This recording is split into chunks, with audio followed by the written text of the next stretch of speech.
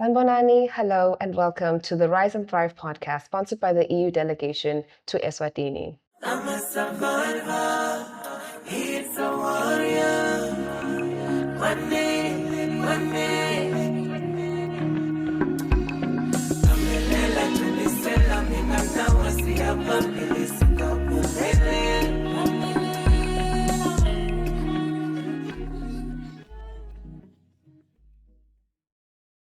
I'm your host, Rhoda Makio, and this is Air It Out, a 4-part series initiative aligned with the global 16 Days of Activism campaign addressing violence against women and children. Our guest today is practicing counseling psychologist and the chairperson of the Eswatini Psychology Association, Senele Mdluli. Thank you for coming and welcome. Thank you for having me. To start off, I wanted to read off some anonymous questions that we got from Reddit, and you can just walk us through these situations.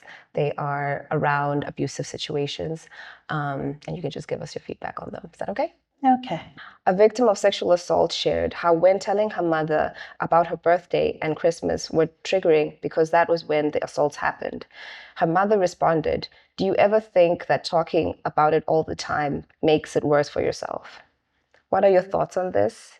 And is there such a thing as oversharing your abuse, and can that be harmful?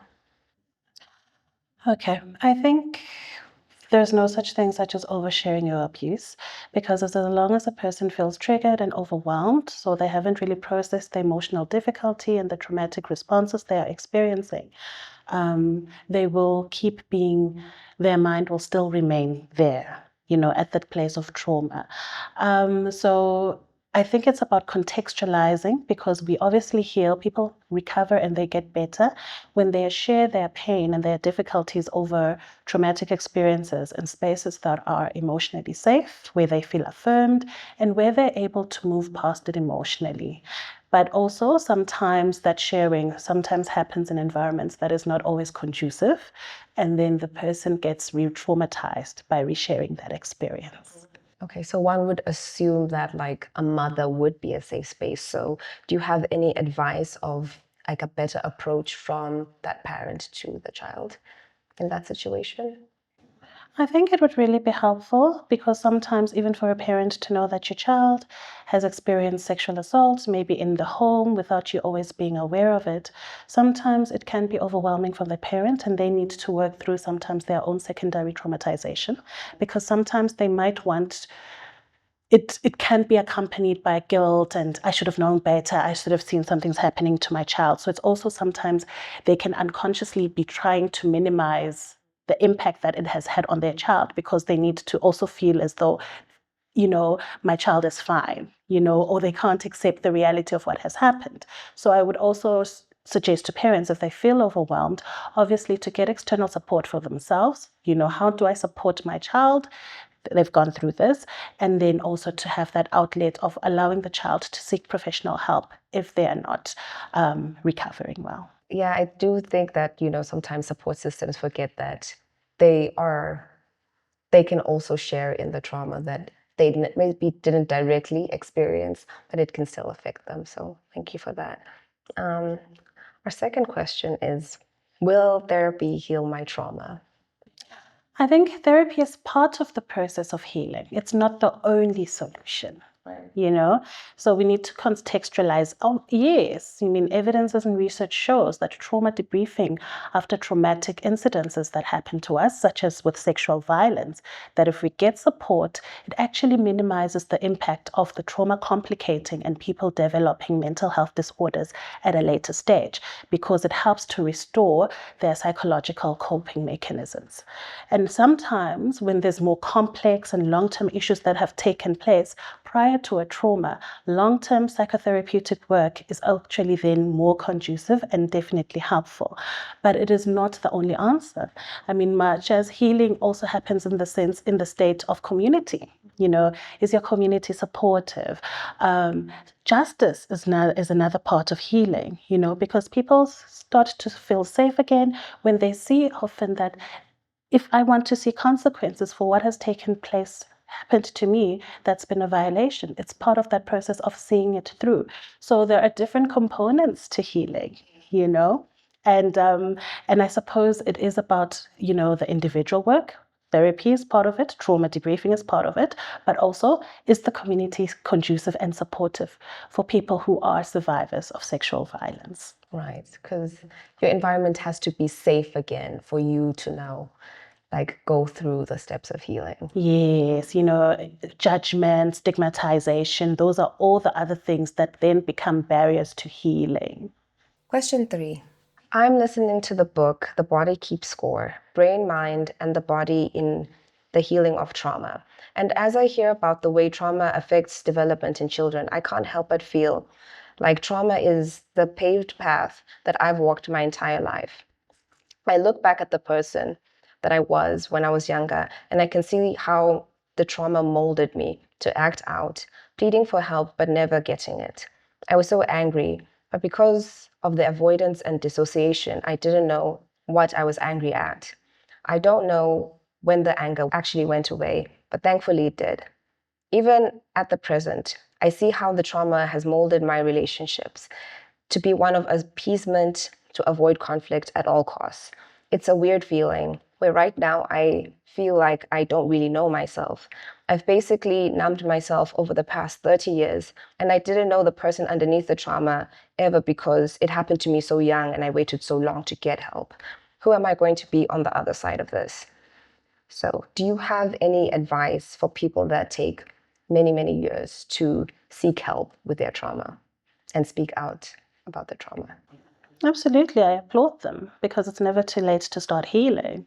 It's never too late, and recognizing it and being aware and recognizing the impact of what early childhood trauma and experiences have had on you. I think for me, my advice is it's never too late. Just because it happened when you were 5 years old or you were 10 years old and you're now in your 40s does not mean it has not had a lasting impact in how you cope with stress, in how your personality then developed, in your life view and perspective. So absolutely, when people recognize that and also recognize how maybe not dealing with the trauma has crippled them in some way or affected how they cope with stress, I think it's definitely because trauma is disruptive. It disrupts our emotional regulation. It disrupts how we form relationships. It disrupts how we trust ourselves, feel safe in ourselves to trust, to actually do and follow up on our dreams and our goals and our purpose. So it can be very disruptive. So at any point when a person follows through on that, it's never too late. What are some of the worries you've heard expressed from clients with regards to speaking out? I think very often, sexual assault and violence takes place in the context of the home, the family environment. It's very few incidences where it's a complete stranger. It does happen, of course, but that's just been my experience. So sometimes it is the risk of what will happen to the family. If it's a child and it's your father, or it's your grandfather, or, it's often happens in the home. So it's also disruptive to family. And I think that is often the difficulty, especially I've seen with younger children, adolescents, in speaking out. Often sometimes not being believed, not having your experience validated. And obviously sometimes it's someone who you are also dependent on. If it's a parent, they are your provider. And also sometimes the difficulty with that is that if it's a family member, it's someone you also love. So this love and the trauma exists in one person. And it's very hard, especially the younger you are, so your brain is not yet fully developed to understand the complexity of that. There's never that surety of how am I supposed to respond and react. So that can be hard. And also, I think there is this context of what did you do to have that happen to you? Where were you? And I think that is in the broader societal context. Often when we speak about sexual violence and abuse, it's almost as if you must have done something. You were in the right place. So there's a lot around victim shaming that then silences people who've been affected by gender-based violence. And I think that then plays a role in that. So with that and the culture of not exposing, dividendlu, how can someone in that community offer support if the victim is not really ready to speak out, And also once they have decided that they can speak out, how can we support that? Because there is so much shame around it, and it's very difficult to get through to someone. Yeah, and absolutely, because often when you're speaking of a minor, the decision making and how their trauma is dealt with is obviously dependent on a parent or caregiver.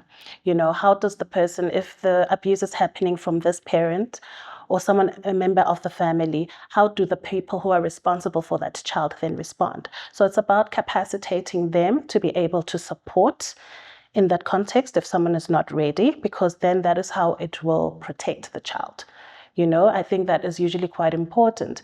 But also, I think sometimes, even with adults, it's difficult to actually talk about it, to say, this is happening, and my wife is doing this, or my husband is doing this to me. And it really, sometimes victims need patience, they need support, they need emotional safety, because already by the time abuse is reported, the nervous system is already so dysregulated, you know, very hypervigilant, very nervous, very, you know, because it's usually abuse that happens in your body. There's this feeling of loss of control. So telling them to do something that makes them more vulnerable is really hard. And I think they need support. They need to understand there needs to be a guarantee of legal protection. And that's where our system, even our social protection system then often has to intervene in terms of removing. That's why we have girls' homes, where sometimes if there's been sexual assault, people are removed from homes for their safety. So it goes beyond supporting in terms of family and friends, but sometimes there needs to be legal interventions to make sure that the person is protected. And obviously, this is very difficult. Yeah, especially in our current economic times, absolutely. Yeah. Okay, just to wrap up, what are the few things that you think the public ought to know about victims of abuse and survivors of abuse? I think it's very important to know that everyone is vulnerable to abuse. And also that secondly, there are no perfect victims, because sometimes we in society tend to think that there are people who are more deserving to be victims. Oh, you're outspoken, so you can have gotten sexually assaulted. You know, we tend to think, oh, that wouldn't happen to so-and-so, you know. So I think it's very, very important also to recognize the difficulty that it is about disclosing. I think it's also important to understand that trauma dysregulates the nervous system. So obviously there are often, when we see people, they're dealing with mental health issues, which might at times appear as self-destructive or self-defeating behavior. And often it's because they are struggling to cope with the impact that the abuse or the violence that has happened to them has. So we can sometimes see an increased frequency of substance abuse, alcohol abuse, you know, difficulty in occupational and academic functioning, all of those impacts. And to an outsider who doesn't know what has happened, it is very important to still regard it with empathy, because I think very often, it often then becomes a judgmental space. And I think survivors need more empathy. Would you have any resources that you would be able to share for people that are struggling with these issues? We have Eswatini Psychology.org, and there's a referral database of psychologists and counselors in this country, and other also subsidized mental health services that you can contact. So if you go to Eswatini Psychology.org, you will find that information in terms of if someone needs psychological support or trauma debriefing to deal with violence. Thank you, Senele Mdluli, for joining us. I think we're all walking away with a deeper understanding of abuse victims and also what it can do to the mind and sort of distort the mind, as you were saying. And thank you for listening to Rise and Thrive, the Air It Out series. And be sure to follow the EU delegation at EU in Eswatini on Instagram, Twitter, and Facebook.